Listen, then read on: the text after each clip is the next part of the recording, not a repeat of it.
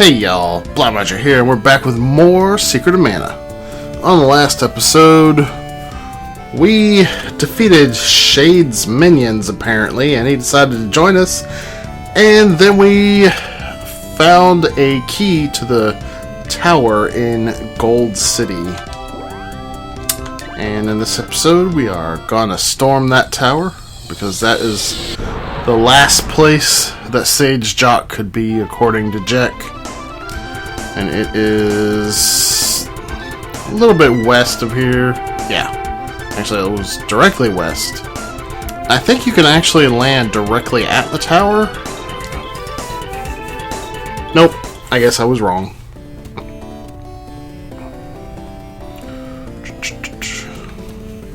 So I did a little bit of looking into gear in between episodes here. And while most of the like helmets and body armor that you can equip don't have any secondary effects besides the defense they grant, a couple of them actually do. There's another spirit orb, so yeah, we're now 3 levels behind on it, but whatever. But yeah, a couple of them actually do, but none of those effects are really really all that worthwhile. However, the accessory slot, almost all of them have some kind of secondary effect. And again, it's not really a big deal what the secondary effects are. They're not really a big game changer. And here we have another boss already. Wow, that was much faster than I thought. This is the Blue Spike.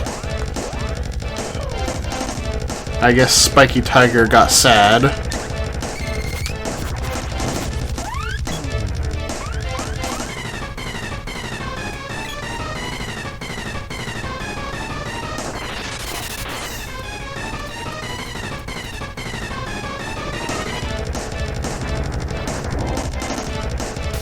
Well, it would be nice if he would come off of that ledge.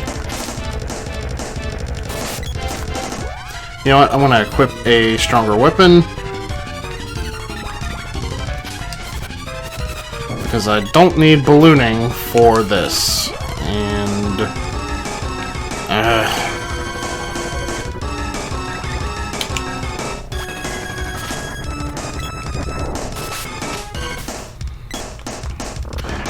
if you're gonna melee him, you're gonna need a ranged weapon if you want to hit him on the ledge. Any of them should work. Oh, it looks like the whip isn't working though, but the bow and the javelin definitely work.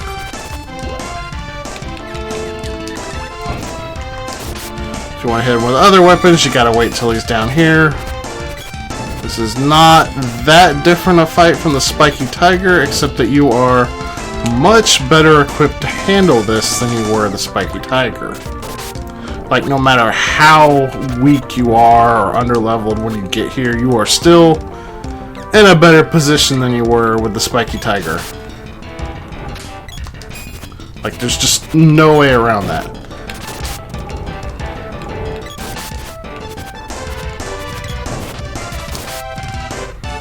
Like, the Spikey Tiger landing on you like Blue Spike did just then would have knocked me unconscious. But you saw I just kind of dodged it. Okay, well that time it knocked me unconscious. But the point is, I've got a much greater chance to dodge it. And apparently I can't dodge getting eaten though.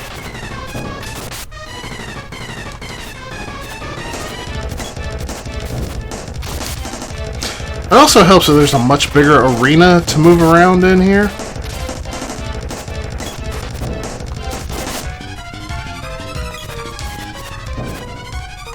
Alright, he's going back up there, that's fine. Didn't look like he had a weakness. I wasn't really paying attention though.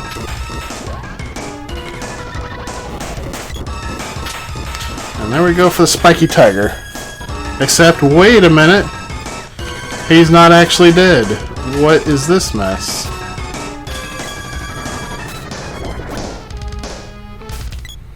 It was a fake out. Actually, there's two of them. For some reason, this is a really odd boss.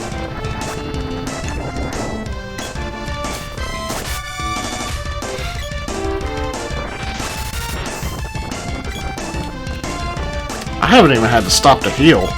That's how little damage this guy is doing to me.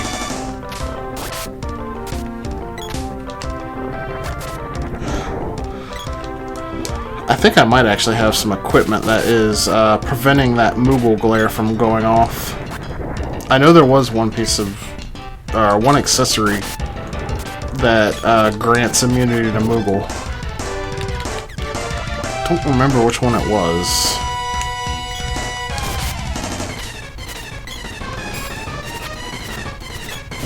So when he jumps up in the air, the best bet is to just move around.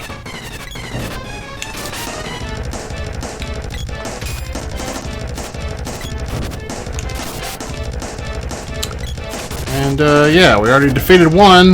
Defeating a second one shouldn't be any harder. And this one should be the last one.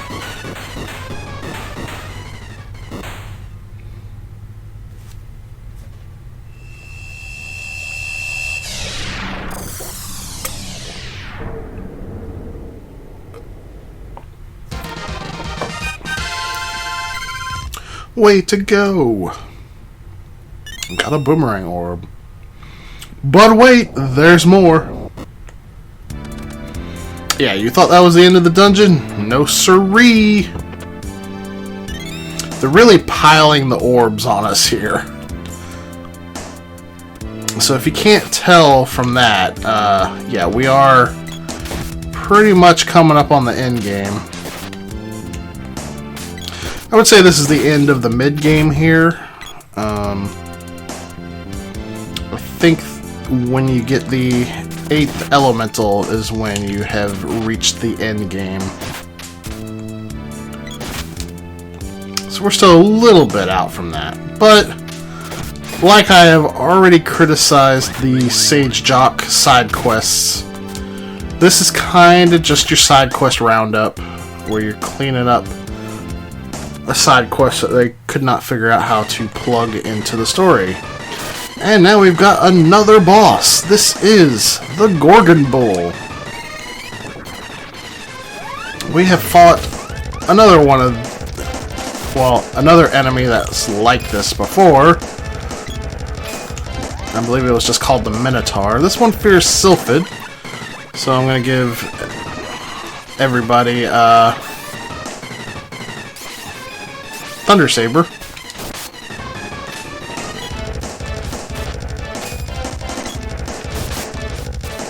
I'm actually going to try some charge attacks here because I don't usually get the chance to use them.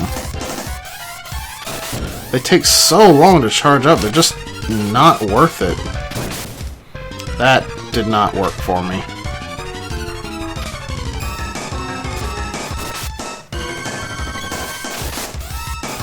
I think the problem is he was already immune from being hit by the spear.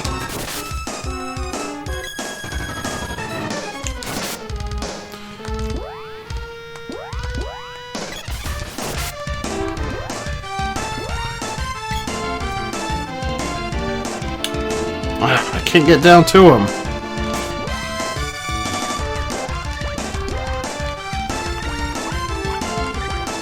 I did go ahead and level up all my magic to 5 in between episodes, which didn't take very long. I also leveled up the glove and the javelin.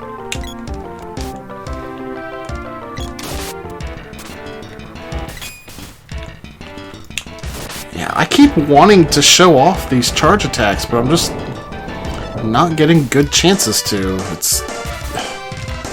I hate to say it, but melee attacks in Secret of Mana just aren't good. Like, your basic attack is alright. And I know that sounds pretty boring. that your basic attack is basically your best attack.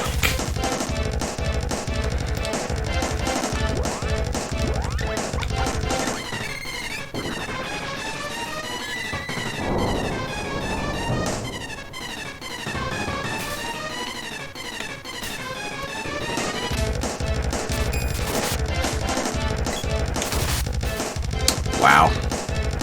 We're all unconscious.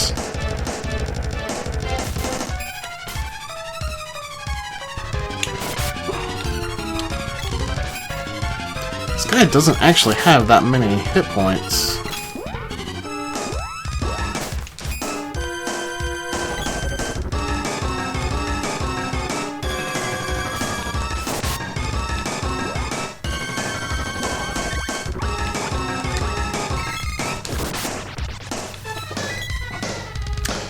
If for some reason you needed to restore your MP after the blue spike, you could have exited the tower and come back, of course.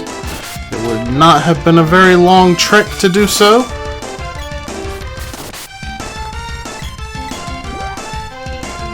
Let's get some more Thunder Saber going.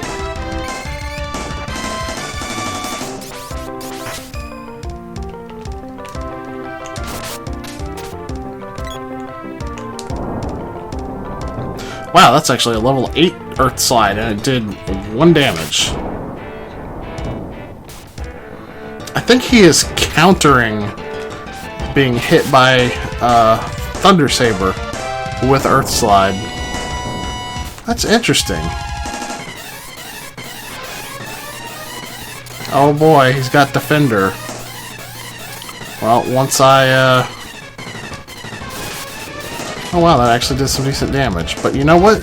This is the perfect time to show off one of our new spells.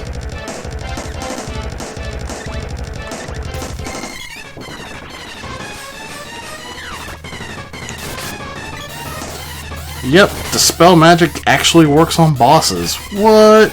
Is this really a Squaresoft game?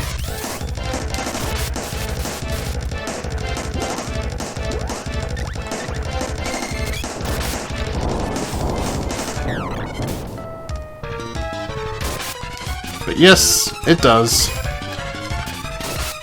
However, it's not really all that helpful, because the bosses that do use magic that can be dispelled tend to just spam it. Man, how many hit points does this guy still have?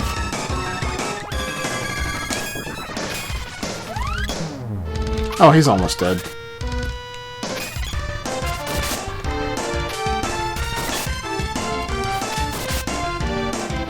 One more good hit ought to do it.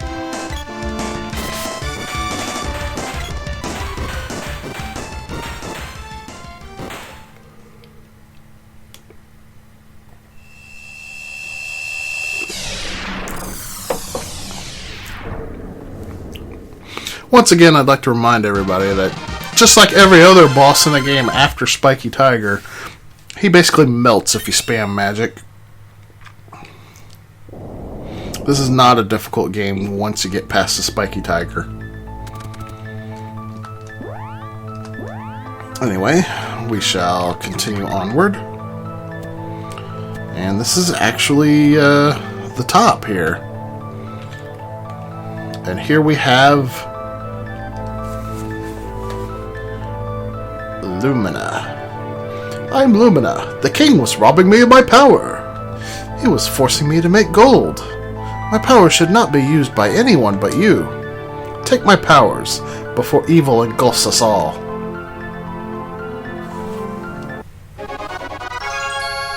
Gained Lumina's powers. And don't forget to seal the seed, which will increase our mana power to 6 now. If we go and check our stats menu, we now have 6. And let's see what kind of magic we got. Oh, looks like Popoi is out of luck on this one. But Prim gains access to Lumina, which gives us the lightsaber. Not to be confused with lightsabers from Star Wars. We got the Lucent Beam, which is a rather expensive attack, but there is a specific enemy that you definitely want to use this attack on. And we got the Lucid Barrier, which I'm not exactly certain what it does based off the name. I'd have to look it up. I think it's magic defense. It might be magic defense and regular defense. I'm not certain on that, though. Also, yeah, this one's gonna take a lot of restoring your MP to level up. Good thing Prim can do so right next to Grandpa. Anyway, now that this is done, we need to go visit Sage Jock again.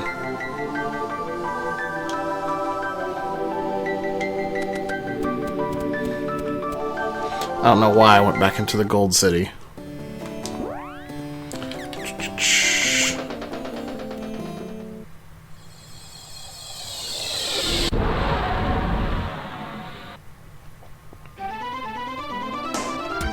Alright, and Lofty Mountains, I think it's going to be in the southwest from here. Wow, that was pretty good. I still wish that I could just land right on this tree right here, because I'm pretty sure that's supposed to be where Jock is, but I think you have to land at the palace here every time. Oh well, no big deal.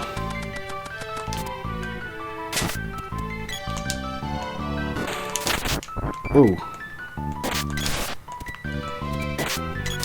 Don't know how I aimed that in the wrong direction there. I guess I looked away at the worst possible moment.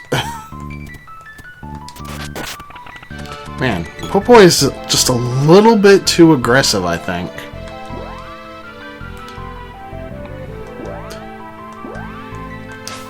I kind of wonder if I should tone them down just a little bit. I'll leave Prim where she is, because she can balloon. Popoi can't.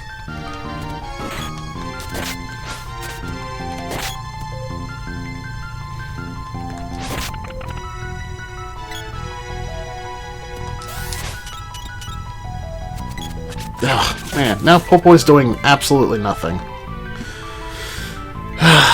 The AI is not so great in Secret of Mana, unfortunately.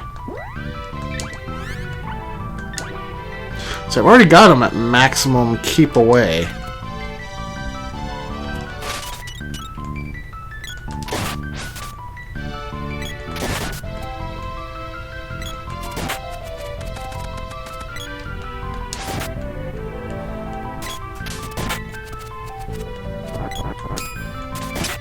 Once again, we're making this climb up to Sage Jock's home, where Jack will inevitably tell us that Sage Jock has left to go somewhere else for some odd reason.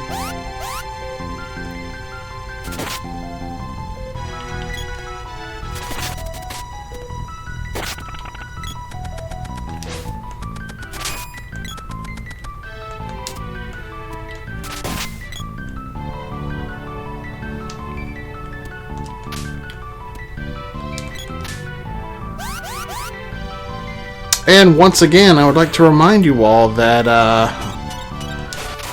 this trip up the mountain is absolutely not necessary if you already know where to go. And even if you don't know where to go, like, just being a thorough explorer can find you a place that you can go. Like I said, you don't have to be told where to go next, and if you know where you have been, then it's somewhat obvious where you can go. Because there's only so many places on the map.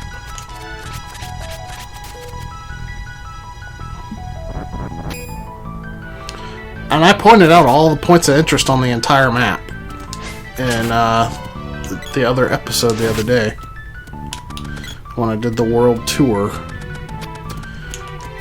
And the only area that was 100% optional that you never need to go to was that lighthouse.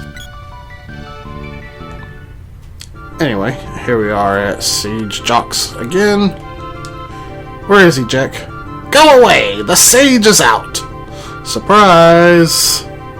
Sage Jock went to the Moon Palace. It floats eerily in the Sea of Wonders at Kakara Desert's End. Alrighty then.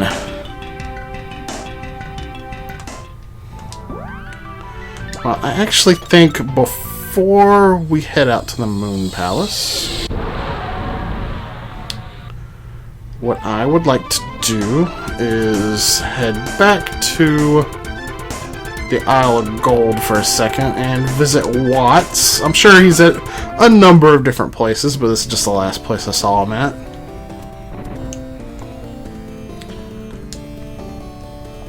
Alright, let's upgrade all those weapon orbs that we just got except for the spear. So that's the axe, the bow, and the boomerang.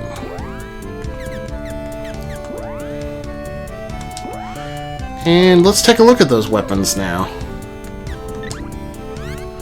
So first up is the axe, now the Werebuster, which is effective against animals, birds, and beasts.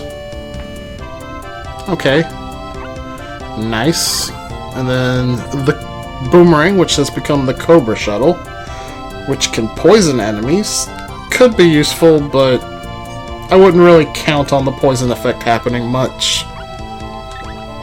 And now the Elfin Bow, which actually is not bad to put on either Prim or Popoi if you are using a lot of magic, because it raises intelligence and wisdom. For this playthrough, I would probably put it on Prim, because that wisdom would help increase her healing. And of course we've got the 6 orb for the spear that I'm still not upgrading. Let's see, I think I do actually want to give her the boomerang for now. And I guess on that note, I will give Popoi the javelin. I don't know why I leave from in front of the door. It doesn't matter. I can call Flammy as long as I'm outside. I guess I've been conditioned by Dragon Quest, where your positioning actually does kind of matter when you use the zoom spell. Oh well. Alright. Here we are at the desert. And as you might surmise, this is the Moon Palace surrounded by what appears to be actually space. You can't land directly on it, however. Which means we have to land off to the side of it. Which puts us in this interesting area with the stars all around. I'm not sure if you can get here from other parts of the desert. You might be able to. Actually, you know what? Now that I'm mentioning it, didn't I actually come here from a different part of the desert earlier in this playthrough?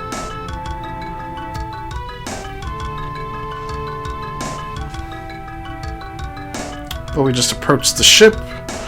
And welcome to Karen's Ferry. Next stop, Moon Palace. There's a lot of nothing in the palace. Don't get lost. The boat's a bit unsteady. Yep. And we're just riding across what appears to be space. This is a very strange area of the game. I'll wait here. And so if we exit to the north, we are at the Moon Palace. However,